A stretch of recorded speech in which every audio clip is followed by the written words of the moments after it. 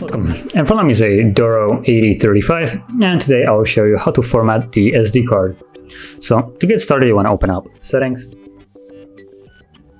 From here, scroll all the way down to a General option, again all the way down to Advanced Settings, and now we should be in the Normal Settings page. So from here, find Storage, so right here, tap on your card, which for me is the SanDisk.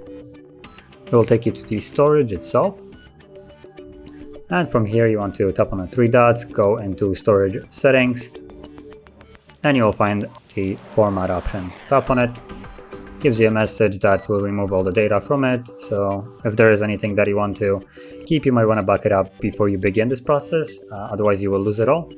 And if you just want to remove all of it, all you need to do is then tap on Erase and Format. The process will begin. It just takes several seconds, and once it's finished, which should be right about now, probably, there it is, the card will be ready to be used immediately afterwards. So that is how you would format the SD card, and if you found this very helpful, don't forget to like, subscribe, and thanks for watching.